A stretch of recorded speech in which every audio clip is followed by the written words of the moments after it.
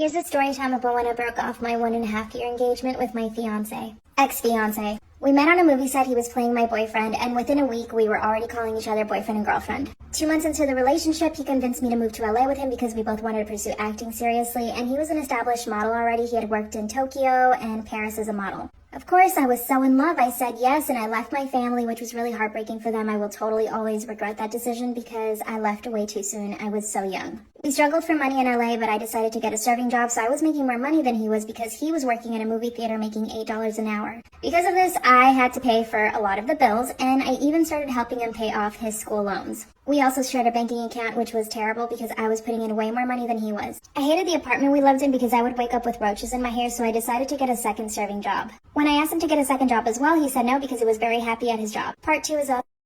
So I asked my fiance if he could get a second job to help me out with the bills, and he said no. I would tell my mom and sisters about the situation, and they would tell me that he should definitely be helping me out more, and I just would make up excuses for him, and I just thought it's okay, he can work at the movie theater, and I will work my 2 jobs. At this point, I was paying for most of the rent, most of the bills, and his student school loans. Oh, $20,000, you guys, and I was paying for all of that. I even got a 3rd job because I wanted to save up to move out of that crappy apartment. Finally, I got hired at the strip club as a cocktail waitress, and I was able to quit all of my other jobs. My ex-fiance was definitely happy with the amount of money I was making at the strip club. Of course, he felt absolutely no pressure to get a new job and help me out. I finally put my foot down and told him we were moving to a better apartment because I was not happy in the apartment we were in. I told him he had no right to say no because I was the one paying for everything. We found the perfect apartment and I loved it. It was absolutely beautiful and I felt so at home there. Then one night I was sexually assaulted at the strip club. Of course, I was really affected by it. At first he was supportive, but after a few days he basically told me to get over it.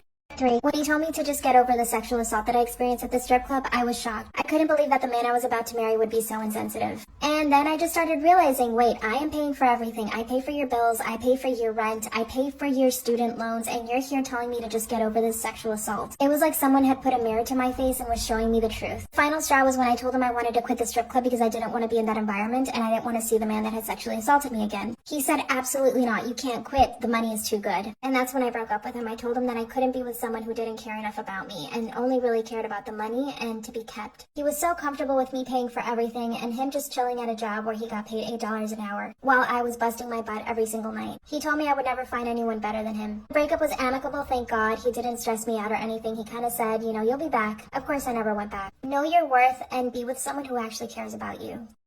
Am I the asshole for refusing to take money from my daughter's college fund to pay for my stepdaughter's cancer treatment?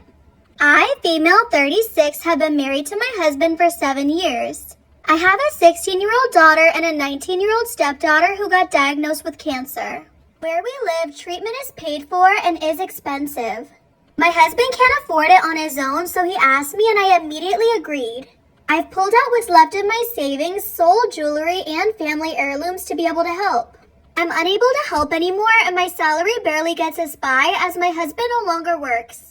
Now he's asked me to consider pulling money from my daughter's college fund. Part 2 about how I became a stepmom at 22 and my stepkids hate me. So like I said, we're all sitting down in the dining room and there's 4 kids, there's 1 boy, 3 girls. The 1 boy is 14 and all the other girls are 15, 16, and 19. And we're gonna call my boyfriend James. James is like, okay, well I'm gonna go back to the kitchen and finish cooking. You guys should bond a little bit. So he leaves me alone with these little fucking roaches, and they just start firing shots at me. They're like, you're a gold digger, aren't you? Don't worry, my dad will never marry you, so you're not gonna get any of his money. So after that, I told James that they need to warm up to me a little bit more before I move in. So for the next month, we would try to plan things with the kids. But anytime that I was going to be there, every single one of them would be like, we're not going, we hate her. Eventually, James just kind of said fuck it, and he asked me to marry him. So I moved in, and then a week later, we got married. His kids didn't show up to the wedding, and James had to go on a work trip. So I was moving some of my stuff into the house from the car, and the kids fucking locked me out of the house. This has all been within the span of 5 months. What should I do? Am I the asshole for refusing to take money from my daughter's college fund to pay for my stepdaughter's cancer treatment? I, female 36, have been married to my husband for 7 years. I have a 16-year-old daughter and a 19-year-old stepdaughter who got diagnosed with cancer. Where we live, treatment is paid for and is expensive. My husband can't afford it on his own, so he asked me and I immediately agreed. I've pulled out what's left of my savings, sold jewelry, and family heirlooms to be able to help. I'm unable to help anymore and my salary barely gets us by as my husband no longer works. Now he's asked me to consider pulling money from my daughter's college fund. Am I the asshole for refusing to take money from my daughter's college fund to pay for my stepdaughter's cancer treatment? I was taken aback by the request and felt so uncomfortable when he said that because my daughter's college fund didn't come easy. I worked hard to be able to put it together and I have no energy to worry about how to get the money back. He didn't like my answer and got his family involved to convince me. He promised to get the money back in a year or two, and when I pointed out my daughter's academic process, he responded by saying health comes first.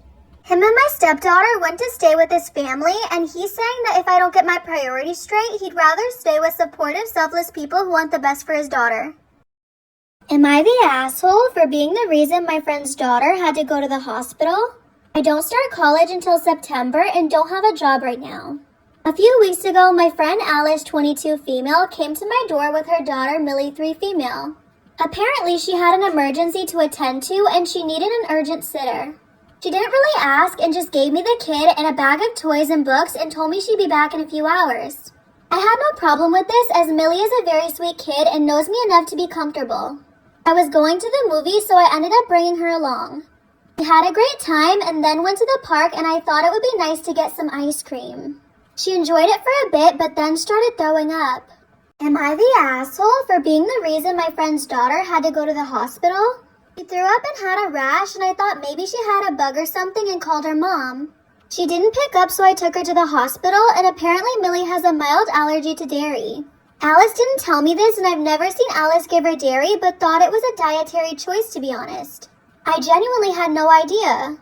She was safe but obviously uncomfortable, and when Alice got to the hospital, she was furious. She yelled at me saying I was trying to kill her baby because I had to take care of her on short notice. I've apologized, sent cards and presents, but she's telling our friend group that I tried to hurt Millie. Now some are berating me. Am I the asshole for choosing to not get involved when my daughter threw away my wife's shampoo collection? I, 39, got married to my wife, Nellie, 36 months ago. Nellie and my daughter, 16, Megan, have never gotten along. They have lots of disagreements and have nothing in common, and it was obvious since the first day they met. I thought it would get better, but ever since we moved in together, it's gotten worse. Megan will throw her stuff away, and it's been basically a mouse and cat game. Nellie has special shampoo and conditioner for her sensitive hair, and she put them in the bathroom. Megan threw them away, saying she had no right to store them in the bathroom because it's not her house. Am I the asshole for choosing not to get involved when my daughter threw away my wife's shampoo collection? To keep the peace, I asked Nellie to just keep her stuff in the bedroom and take it with her whenever she wants to take a shower. She ended up agreeing, and last night Nellie took a shower and forgot her hair products in the bathroom. Megan ended up going in there and the shampoo collection was gone. Nellie freaked out and then they had a fight after Megan told her she dumped them out and she gave her a warning. Nellie broke down and I said I wanted to stay out of it, but she blew up at me. She said I keep letting Megan get away with bad attitude and unjustified behavior. I told her she should have been more careful.